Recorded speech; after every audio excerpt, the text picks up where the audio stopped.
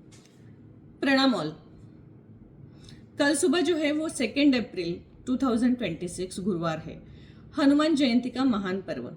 चैत्र महीने की पूर्णिमा का यह दिन बजरंग बली के जन्मदिन के स्वरूप में मनाया जाएगा। हनुमान जी की सच्ची भक्ति बिना किसी स्वार्थ के सेवा करने का सबसे बड़ा उदाहरण है। जीवन में अगर अचानक से कोई परेशानी या रुकावट आ जाए तो इस दिन सच्चे मन से अगर आप उनकी पूजा करेंगे तो बड़ी से बड़ी मुश्किल भी आसान हो जाती है। ज्योतिष शास्त्र की नज़र से अगर इसे हम देखें तो पराशरी में हनुमान जी को सबसे बड़ा संकट मोचन माना गया है। अगर आपकी कुंडली में 7.5 चल रही है, मंगल का भारी समय चल रहा है, या कोई और मुश्किल समय या दशा चल रही है, या कोई बहुत बड़ा प्रॉब्लम है जो काफ़ी समय से सॉर्ट आउट नहीं हो रहा है और आपको ट्रबल कर रहा है, तो हनुमान जी की शरण में जाना सबसे प्रभावी उपाय है। वो भगवान शिव के ही स्वरूप है, इसलिए उनकी पूजा से ग्रहों का बुरा असर तुरंत समाप्त होता है।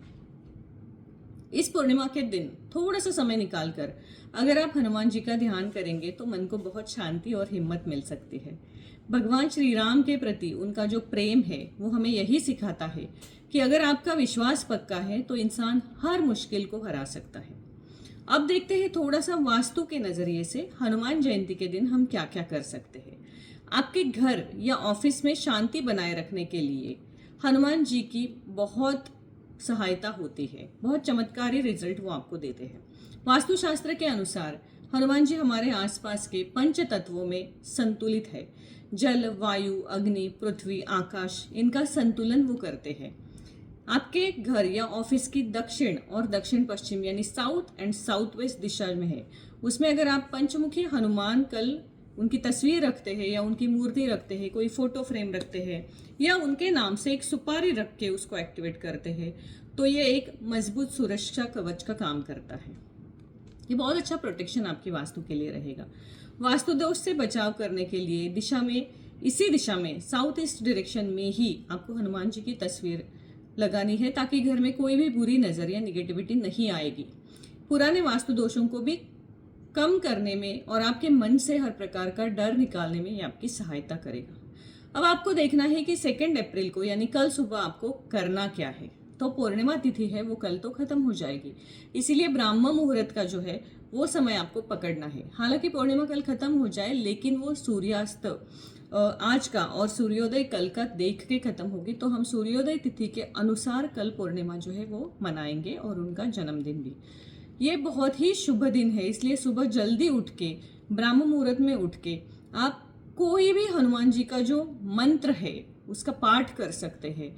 ब्राह्म मुहूर्त के दौरान लाल चंदन या रुद्राक्षी माला से अगर आप 108 बार ओम हम हनुमंते नमः इस मंत्र का जाप करेंगे, या तो सुंदरकांड का पाठ करेंगे या हनुमान चालीसा का पाठ करेंगे, या कल से संकल्प लेके अगले 40 दिनों तक उसके एक पर्टिकुलर नंबर में पाठ करेंगे, 100 बार हनुमान चालीसा का पाठ करेंगे, तो वो आपको एक विशाल सुरक्षा कवच जो है आपके आसपास बनाता है। आपका ऑरा हील होता है, आपकी एनर्जी जो है उसमें काफ़ी सारी निगेटिव चीज़ें थी वो सारी हट जाती है, और आपकी जो भी काम रुके हैं वो सारे जो है वो सफल बन जाते हैं। इसीलिए इस हनुमान जयंती पे आप बजरंग बली से यही प्रार्थना कर सकते हैं कि आपके जीवन की सारी समस्याएं दूर करे, आपके काम में आने वाली हर मुश्किल को हटाएं। अब इसके लिए मैं आपको दूंगी 2-3 रेमेडीज जो बहुत आसानी से आप कर सकते हैं।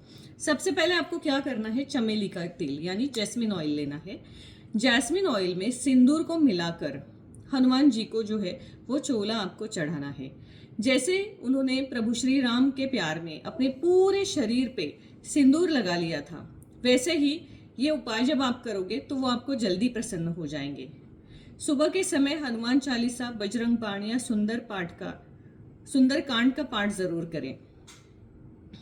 मन को शांत रखने के लिए और अंदर से मजबूत करने के लिए ओम हम हनुमंते मंत्र तो आप कर ही रहे हैं, उसके साथ आप शिव जी का भी कोई मंत्र कर सकते हैं। अगर आपका मंगल आपको परेशानी दे रहा है, बहुत सारे लोन्स हो रहे हैं, बहुत सारे ऑब्स्टेकल्स आ रहे हैं, तो ऋणमोचक मंगल स्तोत्र का पाठ आप कल से शुरू कर सकते हैं।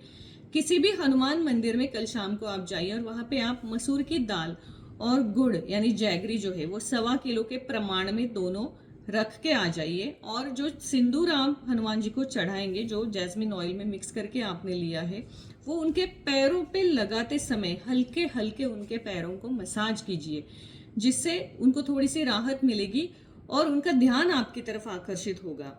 और वहां से हल्का सा सिंदूर अगर आपको पॉसिबल है तो लेके एक छोटी सी डिब्बे में रख के आपके घर के साउथ ईस्ट कॉर्नर में रख दीजिए और फिर देखिए कि कैसे आपके जीवन में परिवर्तन आ जाता है। मैं आपको कोई भी मैजिक ट्रिक्स नहीं बता रही हूँ, लेकिन आप श्रद्धा से अगर ये उपाय करेंगे डेफिनेटली आप मुझसे अच्छा पॉजिटिव फीडबैक शेयर करेंगे।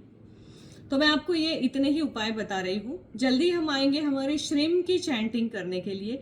श्रीम जो मंत्र है उसको एक्टिवेट करने के लिए हम ग्रुप साधना हमारे 5 AM क्लब में शुरू करेंगे। उसका डिटेल मैं एक और दूसरे वीडियो में शेयर करूंगी। तब तक के लिए शुभम भवतु।